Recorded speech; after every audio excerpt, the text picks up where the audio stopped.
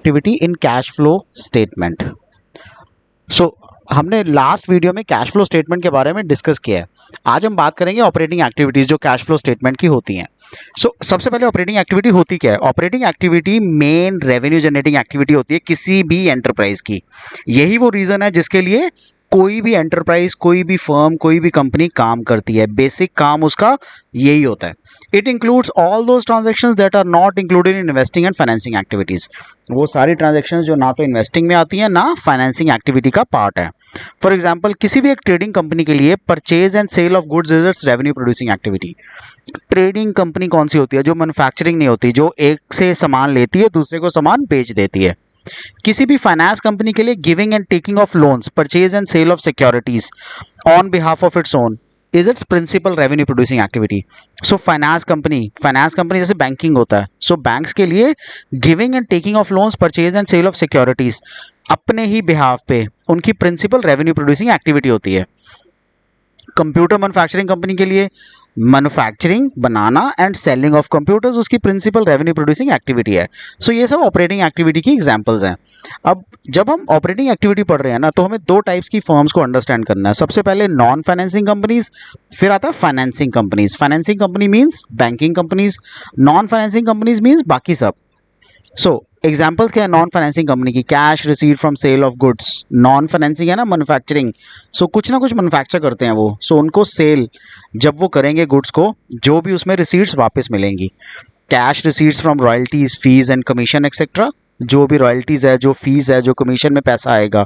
Cash receive from trade receivables, right, ये सब inflow of cash है। Cash payment of wages, salaries and other payments, outflow of cash. Cash payment of income tax, outflow of cash. Cash payment to trade payables, outflow of cash. What are the examples of financing companies operating activities के case में? ये non financing companies थी।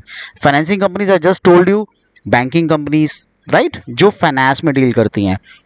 तो उनकी operating activities क्या होती हैं? Payment for purchase of securities, payment of interest on loan, receipt from sale of securities, dividend received on securities, interest received on loans given, payment of or refund of income tax, right? So financing companies. अब operating activity को हम inflow of cash, outflow of cash दो तरीके से understand करते हैं for the purposes of knowing the cash flow statement. Now non finance companies का inflow क्या होता है? Cash sales, cash receipt from trade receivables, royalty, fee, income tax refund. ये नॉन फाइनेंस कंपनीज को पैसा आता है, उसको बोलते हैं inflow of cash. Outflow of cash क्या है? जब वो कैश बाय करते हैं, cash purchases, payment of trade payables, payment of operating expenses, payment of wages, income tax paid, ये सब नॉन फाइनेंस कंपनीज का, यानी कि manufacturing companies, trading companies, computer making companies, mobile making companies, car making companies, इन सब का ये outflow of cash है। फाइनेंस कंपनीज का क्या है? Inflow, receipt of interest and dividend proceeds from the sale of securities. वो इंटरेस्ट, वो डिविडेंड प्रोसीड्स जो सेल ऑफ सिक्योरिटीज में हम रिसीव करते हैं, right. Receipt of interest and dividend proceeds from sale of securities. Brokerage receipt by a stock broker, जो भी stock broker हो, कुछ भी हम ब्रोकरेज देते हैं, वो भी इनफ्लो ऑफ कैश होता है फॉर फाइनेंस कंपनीज। आउटफ्लो क्या है? Payment for interest, payment for purchase of securities, आपने कुछ पेमेंट दी है। सो इनफ्लो क्या हो गया? जब ब्रोकरेज आपको मिलती है। आउटफ्लो क्या हो गया? जब आप पेमेंट करते हो सिक्योरिटीज के लिए। कैश फ्लो स्टेटमेंट को अंडरस्टैंड करने के लिए हमें एक कंसेप्ट अंडरस्टैंड करना पड़ेगा, जिसको हम कहते हैं एक्स्ट्रा ऑर्डिनरी आइटम्स। एक होती है ऑर्डिनरी आइटम्स, एक होती है extraordinary items. Ordinary items वो सारी एक्टिविटीज हैं, वो सारी आइटम्स हैं जो आप नॉर्मल ट्रांजैक्शंस करते हो, we call them ordinary items. जो P&L अकाउंट में आती हैं, जो ट्रेडिंग अकाउंट में आती हैं, वो सब ऑर्डिनरी आइटम्स हैं। एक्स्ट्रा ऑर्डिनरी क्या हो गया? Which are not part of regular practice of the organization. So ये वो income and expenses that arise from events or transactions that are clearly different from ordinary business activities. जो कि ordinary business activities हैं हमारी, ये सब उनसे अलग होती हैं। Therefore are not expected to recur frequently और regularly। ये activities नहीं होती, ये बहुत ही non frequent हैं, rare हैं। क्या एग्जाम्पल्स हैं ऑपरेटिंग एक्टिविटीज़ का? Operating activities extraordinary items की हम बात कर रहे हैं, right. So preliminary expenses, compensation paid to employees under voluntary retirement scheme. कोई भी अगर ऑर्गेनाइजेशन वॉलंटरी रिटायरमेंट स्कीम निकालती है, उसको जो भी पैसा देना होता है टू द एम्प्लॉइज, राइट, वो सब ऑपरेटिंग एक्टिविटी का पार्ट है, क्योंकि salary paid is part of operating activities, wages, right. Investing activities, claims received against damage of fixed assets. Invest किया ना आपने फिक्स्ड एसेट्स में, अर्थक्वेक या फ्लड्स के कारण जो भी आपको क्लेम रिसीव हुआ है, that is also part of investing activity. Financing activities क्या है? Payment for buy back of shares, आप शेयर्स को बाय बैक कर रहे हो, उसकी जो भी आप पेमेंट कर रहे हो, दैट इज फाइनेंसिंग एक्टिविटी। अब जब हम कैश फ्लो स्टेटमेंट कैलकुलेट करते हैं, जब हम कैश फ्लो स्टेटमेंट बनाते हैं, उसमें हम इनडायरेक्ट मेथड यूज करते हैं। Please understand, indirect method of calculating the cash flow statement.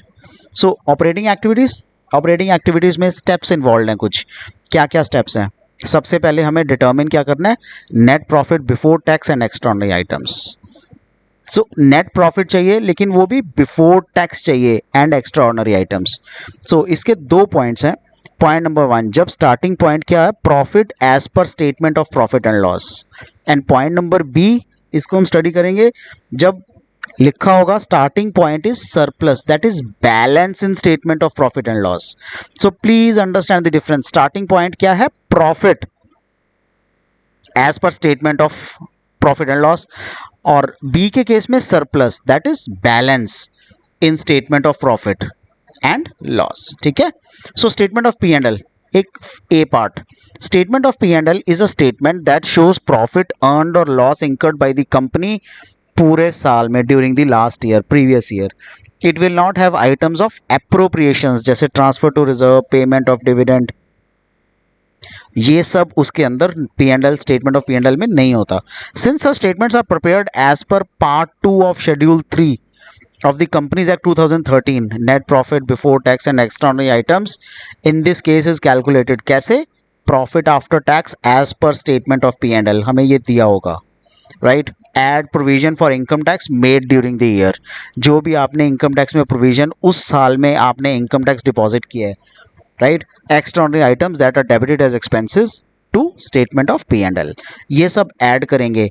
So please understand, profit में हम एक्सपेंसेस को ऐड करते हैं, लेस रिफंड क्या करेंगे? Refund of tax credit as income to statement of P and L. जो भी हम इनकम, हमें रिफंड आता है इनकम टैक्स का, वो हमारी इनकम बनती है, तो statement of P and L में जाती है। Extraordinary items that are credited to income as income to statement of P and L, वो सारी एक्स्ट्रा ऑर्डिनरी आइटम जो हमारा इनकम का पार्ट है। सो प्राइमरीली हमने क्या किया? पी एंड एल अकाउंट हम बनाते हैं ना, net profit before tax and extraordinary items. So जब प्रॉफिट आफ्टर टैक्स जो हमें दिया हुआ है पी एंड एल में, उसमें एक्सपेंसेस ऐड किए, इनकम्स सब्ट्रैक्ट की, तो हमारे पास क्या आ गया? Net profit before tax and extraordinary items. Then is part B, starting point क्या है? सरप्लस। जब स्टार्टिंग पॉइंट सरप्लस है तो हमें क्या करना है? Surplus, that is balance in statement of profit and loss, is part of reserves and surplus and is accumulated profit from which appropriation towards reserves and dividends are made. So पिछले वाले में जो पॉइंट नंबर ए था, उसमें हमने appropriations consider नहीं किए थे। We will not have items of appropriations, right?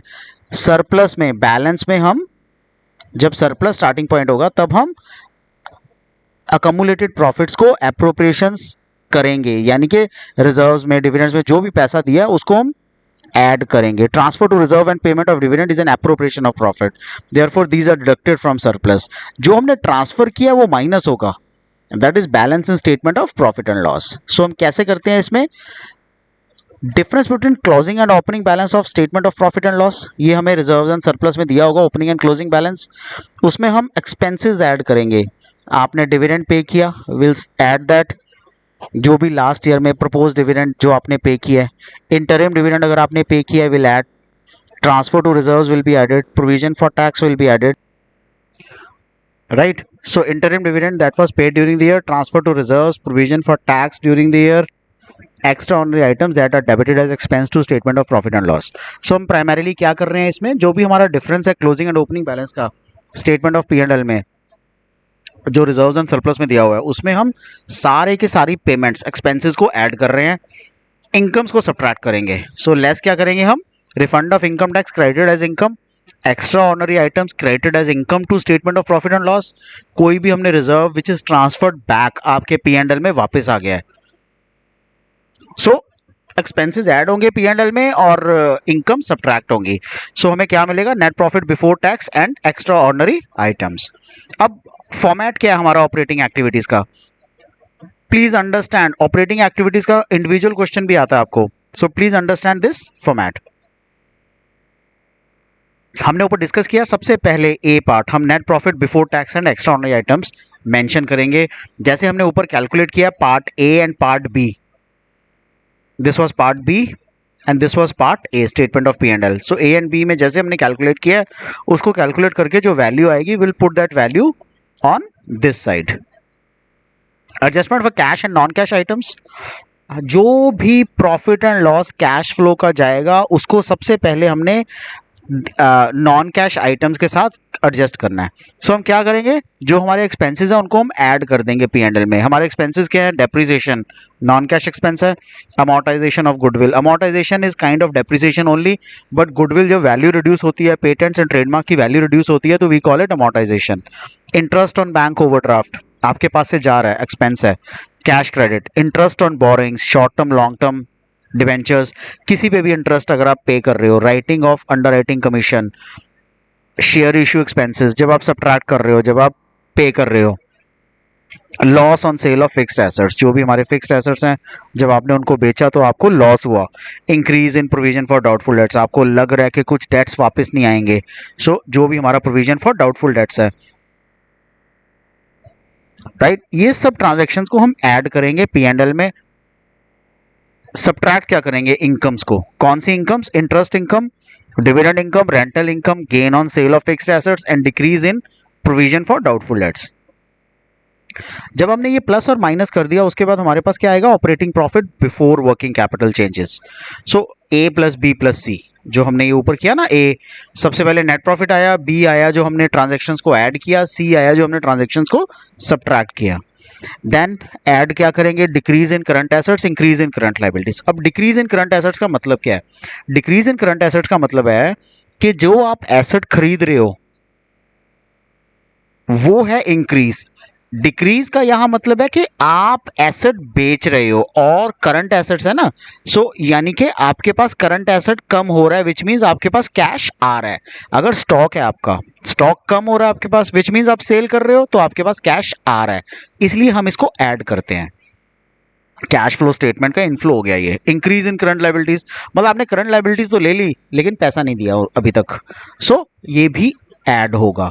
So decrease in stock, decrease in trade receivables, decrease in accrued incomes, decrease in prepaid expenses, increase in trade payables, increase in outstanding expenses, increase in advance incomes, right. So current asset जब sale होता है, जब हम current asset कम होता है तो it means के cash आया है आपके पास, तभी आपने करंट एसेट सेल किया ना। स्टॉक जब आप सेल करोगे तो पैसा आपके पास आएगा। ओके, लेस क्या करते हैं हम? Increase in current assets and decrease in current liabilities. अब इंक्रीज इन इन्वेंट्रीज, जब इन्वेंट्री खरीदोगे तो कैश चला जाएगा, आउटफ्लो ऑफ कैश होगा, इसलिए हमने यहाँ सब्ट्रैक्ट किया है। Increase in trade receivables, increase in accrued income, increase in prepaid expenses, decrease in trade payables, decrease in outstanding expenses, decrease in advance incomes. So ये सब हम सब्ट्रैक्ट करते हैं। जब हमने इनको प्लस एंड माइनस दोनों पार्ट्स में कर लिया, then we get cash generated from operations.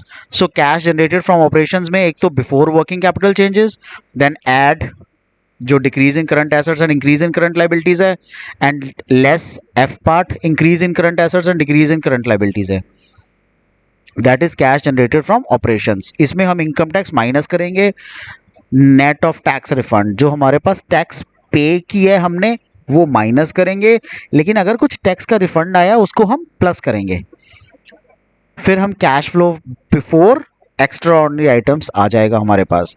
उसके बाद हम एक्स्ट्रा ऑर्डिनरी आइटम्स को प्लस या माइनस करेंगे, राइट। उसके बाद लास्ट में हमारे पास आएगा cash flow from or is used in operating activities. Flow from का मतलब है हमारे पास कैश आया है, कैश यूज्ड का मतलब है आपके पास से कैश खर्चा हुआ है, used in operating activities, right. This was the format of operating activities cash flow statement. अब इसमें एक चीज अंडरस्टैंड करने वाली है, हमने कहा provision for tax, income tax paid, right. So ऊपर हमने नेट प्रॉफिट में ऐड किया था, यहाँ पे हमने सब्ट्रैक्ट किया है। सो हमें कैलकुलेट भी तो करना है ना कि कितना टैक्स पे किया। So for the purposes of calculating the provision for tax made during the current year, the provision for taxation account is made as follows. अब please understand, provision for taxation liability होती है, so हम by balance brought down. Liability जब भी हम account में laser में डालते हैं तो हम क्रेडिट साइड इसको लिखते हैं ब्रॉट डाउन को। By statement of P and L जितना आपने पे किया provision for taxation made during the current year, जो भी आपने पूरे साल में प्रोविजन की है टैक्सेशन की। टू बैंक जो आपने एक्चुअल में टैक्स पे की है, ये आपने प्रोविजन मेड की थी, ये आपने टैक्स एक्चुअल में पे की है, and the balance is balance carried down, right. This is all about operating activities. Guys इसमें कोई भी डाउट हो आपको do let me know, I will clear all your doubts. जैसे ही आप इस वीडियो को 1 या 2 बार देखोगे आपको कंप्लीट ऑपरेटिंग एक्टिविटीज अच्छी तरह क्लियर हो जाएगा, right. Take care, good bye.